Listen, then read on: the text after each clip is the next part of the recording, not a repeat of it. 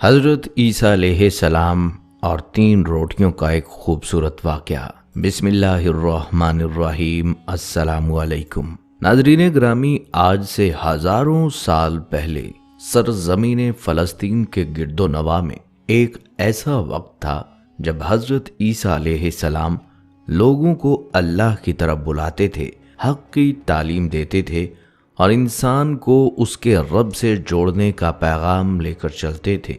ये वो दौर था जब सफ़र पैदल तय होते थे, चंद सिक्के इंसान की कुल मता होते थे और एक नबी के साथ चलना सिर्फ इज्जत नहीं बल्कि एक बड़ी जिम्मेदारी भी हुआ करती थी। लिहाजा हमारी आज की वीडियो हज़रत ईसा अलैहिस्सलाम के उसी ज़माने के एक सफ़र से जुड़ी है। एक ऐसा सफ़र जो बज़ाहिर सादा था मगर अपने अंदर इंसानी फितरत के कई राज समोए हुए था। नाजरीन, इस सबक आमोज़ वाक़े की तफसील में जाने से पहले आपसे एक नन्ही सी गुजारिश है, अगर आपको हमारी ये वीडियो पसंद आए तो इसे लाइक ज़रूर कीजिएगा। आइए नाजरीन, अब हम उस सफ़र की तरफ बढ़ते हैं जहां हर कदम एक नई हकीकत और हर लम्हा एक नया इम्तहान लेकर आता है। नाजरीन ग्रामी, रवायात में आता है कि हज़रत ईसा अलैहिस्सलाम अपने एक शागिर्द को साथ लेकर एक तवील सफ़र पर रवाना हुए। ये कोई शाही काफ़िला नहीं था, ना कोई हजूम था, बस एक खुदा का नबी और उसके साथ चलता हुआ एक आम इंसान जिसके दिल में अक़ीदत भी थी और आजमाइश भी। सफ़र के दौरान जब एक मुकाम पर रुके तो हज़रत ईसा अलैहिस्सलाम ने नहायत सादगी के साथ अपने शागिर्द की तरफ देखा और एक मुख्तसर सा सवाल किया। ऐसा सवाल जो बज़ाहिर महज ज़रूरत से जुड़ा हुआ था मगर आगे चलकर इसी सवाल के साए पूरे सफ़र पर फैलने वाले थे। आप अलैहिस्सलाम ने फरमाया, तुम्हारी जेब में कुछ है? शागिर्द ने फ़ौरन जवाब दिया, मेरे पास 2 दिरहम हैं। ये वो ज़माना था जब चंद दिरहम पूरे दिन की खुराक और कई ज़रूरियात का सामान होते थे। हज़रत ईसा अलैहिस्सलाम ने अपनी जेब में हाथ डाला, 1 दिरहम निकाला और शागिर्द की तरफ बढ़ाते हुए फरमाया, ये 3 दिरहम हो जाएंगे, करीब ही आबादी है, वहाँ जाकर 3 दिरहम की रोटियां ले आओ। नाजरीन, ये एक मामूली सा हुक्म था, ना इसमें कोई सख्ती थी ना कोई पेचीदगी, मगर बाज़ औक़ात इंसान का असल इम्तहान बड़ी बातों में नहीं बल्कि इन्हीं छोटे छोटे मवाक़ों में खामोशी से शुरू हो जाता है। शागिर्द फ़ौरन रवाना हो गया, करीब की आबादी तक पहुंचा, 3 दिरहम दिए और 3 ताज़ा रोटियां ले ली। वापसी का सफ़र शुरू हुआ। रास्ता वही था मगर इस बार कदमों के साथ सोचें भी चल रही थी। वो दिल ही दिल में हिसाब लगाने लगा। 1 दिरहम हज़रत ईसा अलैहिस्सलाम का था, 2 दिरहम मेरे थे और रोटियां 3 हैं, तो फिर तकसीम कैसे होगी? यही सोच आहिस्ता आहिस्ता एक दलील में बदली और दलील एक फैसले की तरफ बढ़ने लगी। उसने खुद को समझाया कि अगर आधी रोटियां मुझे ही मिलनी हैं तो 1 रोटी अभी खा लेने में आखिर हर्ज क्या है। यूं एक लम्हा आया जब रास्ते की तन्हाई में उसने 1 रोटी खा ली और 2 रोटियां हाथ में लेकर हज़रत ईसा अलैहिस्सलाम की तरफ वापस चल पड़ा। नाजरीन, उस वक्त कोई न जानता था कि ये एक छोटा सा अमल आगे चलकर किस समत जाएगा। ना ही शागिर्द के जहन में कोई बड़ा खौफ था, बस एक मामूली सी बात थी, या शायद ऐसा ही महसूस हो रहा था। नाजरीन, जैसे ही हज़रत ईसा अलैहिस्सलाम और शागिर्द वापस अपने सफ़र पर चले, एक लम्हे के लिए वो रुके। हज़रत ईसा अलैहिस्सलाम ने 1 रोटी उठाई और वो भी अपनी आजाना मुस्कुराहट के साथ, और शागिर्द की तरफ देखते हुए पूछा, 3 दिरहम की कितनी रोटियां मिली थी? शागिर्द ने, जो अभी भी अपने दिल में छुपी हुई फिक्र और हिसाब के बीच उलझा हुआ था, बेदिली से जवाब दिया, 2 रोटियां मिली थी, 1 आपने खाई और 1 मैंने खाई। ये छोटी सी बात नाजरीन दरअसल एक खामोश इम्तहान थी, क्योंकि दिल के अंदर छुपी हकीकत अब भी उस लम्हे का इंतज़ार कर रही थी कि कब बाहर आएगी।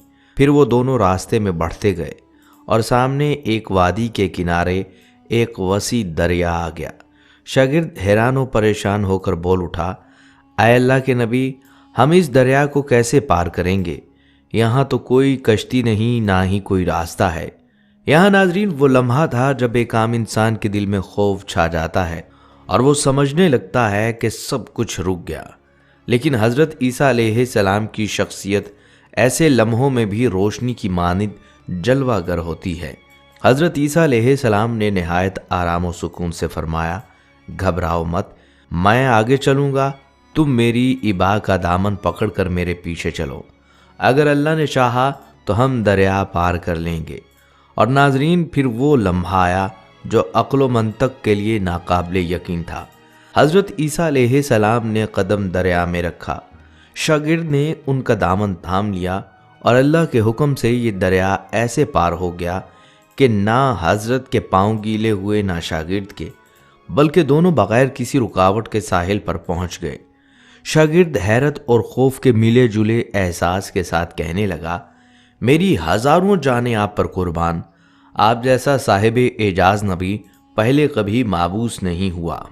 حضرت عیسیٰ علیہ السلام نے پھر وہ سوال دہرایا جو پہلے بھی شاگرد کے دل میں گھوم رہا تھا، یہ معجزہ دیکھ کر تمہارے ایمان میں کچھ اضافہ ہوا؟ شاگرد نے عاجزی سے جواب دیا، جی ہاں، میرا دل نور سے بھر گیا۔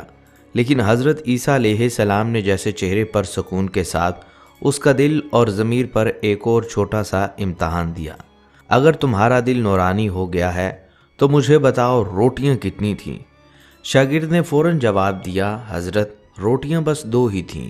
ناظرین جیسے ہی حضرت عیسیٰ علیہ السلام اور ان کے شاگرد نے سفر جاری رکھا، راستہ ایک سبزہ زار کی طرف مڑ گیا جہاں زمین نرم اور نمی سے بھری ہوئی تھی اور ہوا میں قدرت کی خوشبو گھل رہی تھی۔ آسمان نیلا اور روشن تھا اور دور کہیں ہرنوں کا ایک غول آزادانہ گھوم رہا تھا۔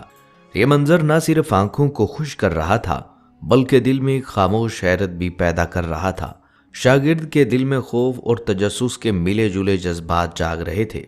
یہ پہلا موقع تھا جب وہ قدرت اور نبی کے معجزے دونوں کو ایک ساتھ محسوس کر رہا تھا۔ اب حضرت عیسیٰ علیہ السلام نے ایک ہرن کی طرف اشارہ کیا اور وہ ہرن جیسے کوئی قدرتی فرما برداری سیکھ چکا ہو فوراً ان کی طرف آ گیا۔ شاگرد کی آنکھیں پھیل گئیں، دل دھڑک رہا تھا۔ اس نے سوچا یہ کیسے ممکن ہے، یہ حیوان انسان کے حکم پر ایسے کیسے حرکت کر سکتا ہے؟ لیکن حضرت کی مسکراہٹ اور سکون نے شاگرد کے دل کو تھوڑا سا اطمینان دیا۔ حضرت عیسیٰ علیہ السلام نے پھر ہرن کو ذبح کیا، ایک عام سا عمل، لیکن شاگرد کے لیے یہ لمحہ اتنا سنجیدہ تھا جتنا کوئی پہلی بار معجزہ دیکھ رہا ہو۔ پہلے حضرت عیسیٰ علیہ السلام گوشت کھا کر خود کو توانائی حاصل کر رہے تھے، پھر شاگرد کو بھی کھلایا۔ یہ سادہ سا عمل ناظرین مانوی طور پر ظاہر کر رہا تھا کہ نبی کا معجزہ ہمیشہ صرف بڑی چیزوں میں نہیں بلکہ چھوٹے چھوٹے عمل میں بھی پوشیدہ ہوتا ہے۔ اور پھر وہ لمحہ آیا جو شاگرد کی آنکھوں کے سامنے ایک ایسا معجزہ لے کر آیا کہ عقل حیران رہ گئی۔ حضرت عیسیٰ علیہ السلام نے ہرن کی کھال پر اپنی ہلکی سی ٹھوکر ماری اور فرمایا، اللہ کے حکم سے زندہ ہو جا۔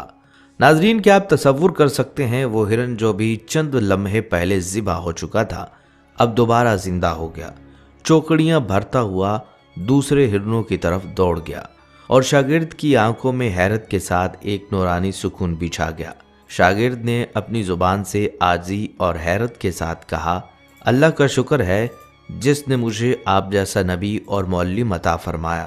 حضرت عیسیٰ علیہ السلام نے پھر وہ سوال دہرایا جو سفر میں بار بار شاگرد کے دل کو جھنجھوڑ رہا تھا، یہ معجزہ دیکھ کر تمہارے ایمان میں کچھ اضافہ ہوا؟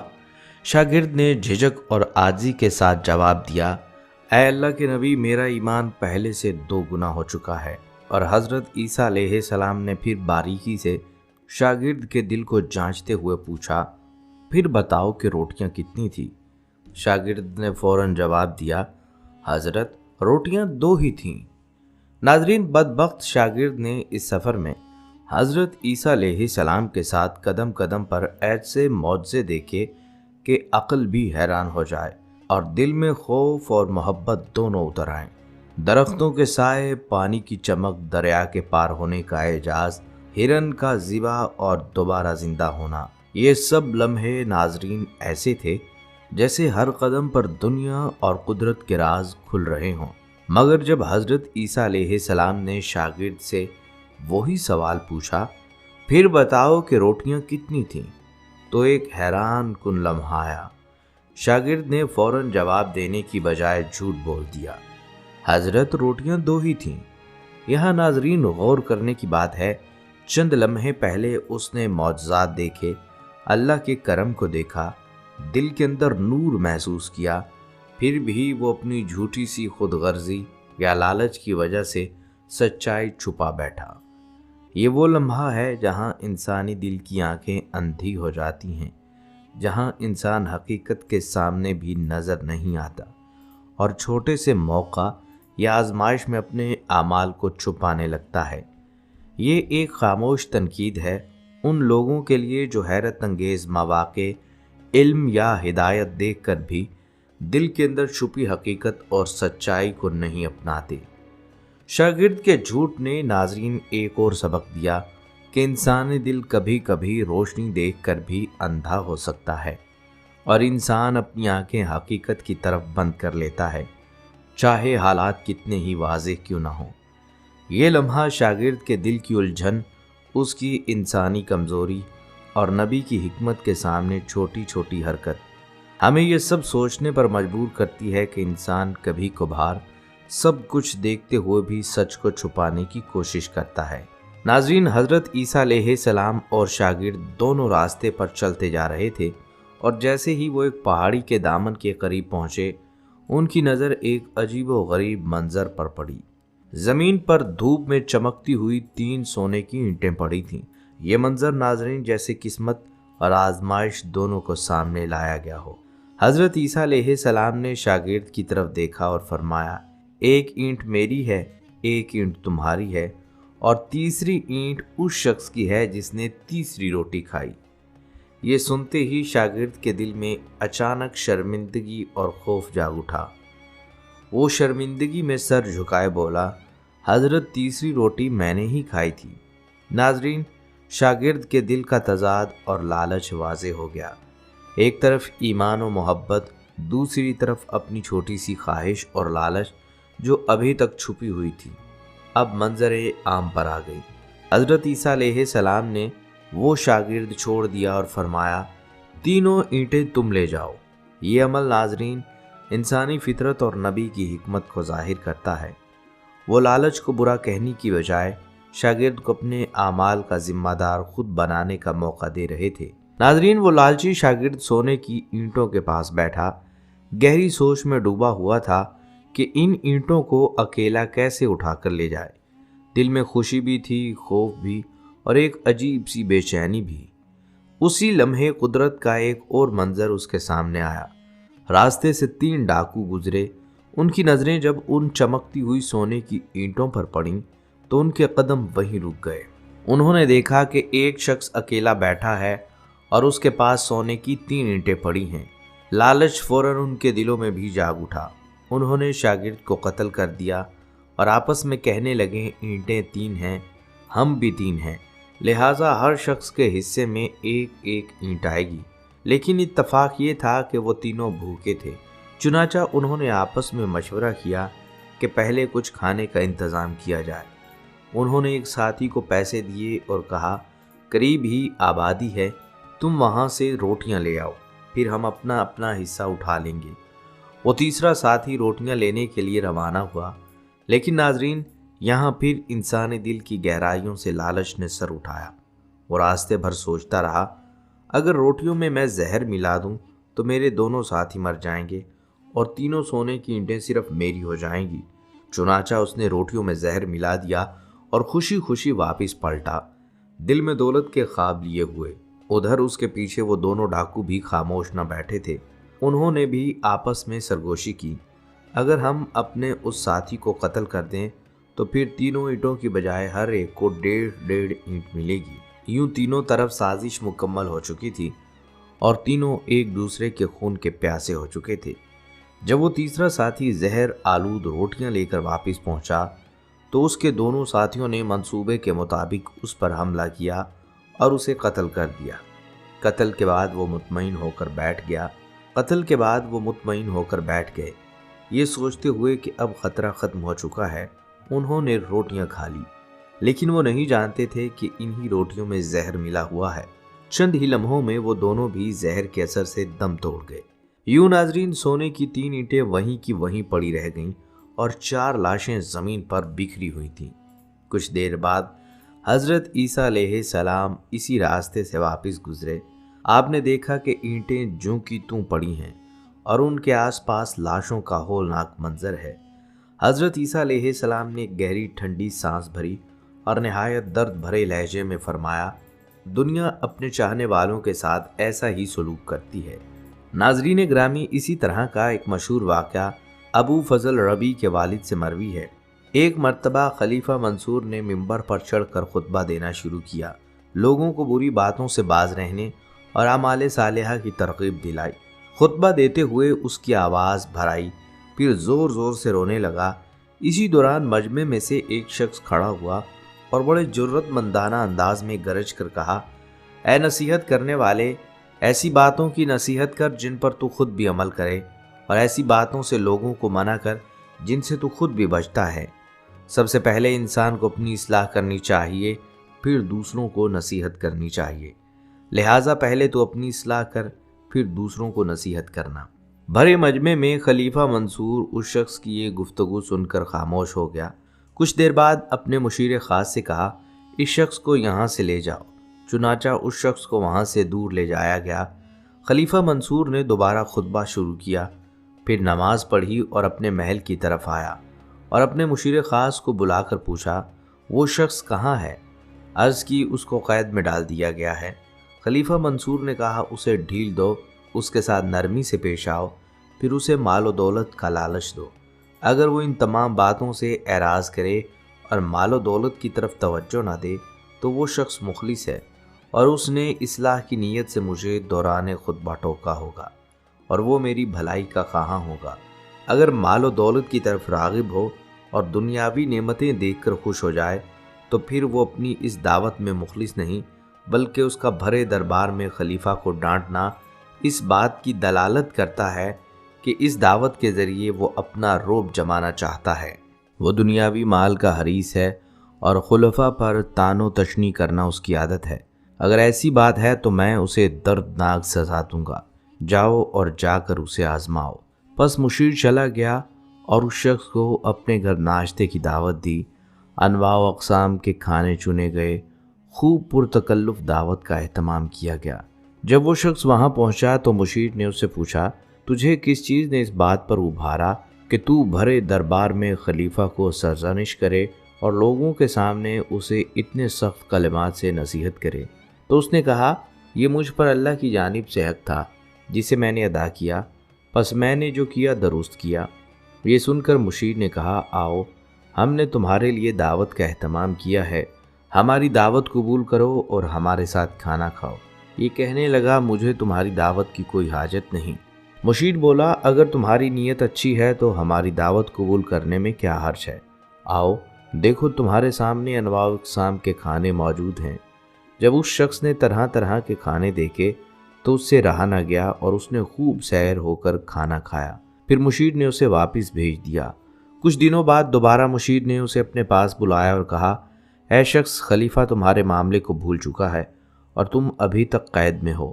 میں تمہارا خیر خواہ ہوں، اگر تم چاہو تو میں تمہیں ایک لونڈی دے دوں جو تمہاری خدمت کرے اور تم اس سے تسکین حاصل کرو۔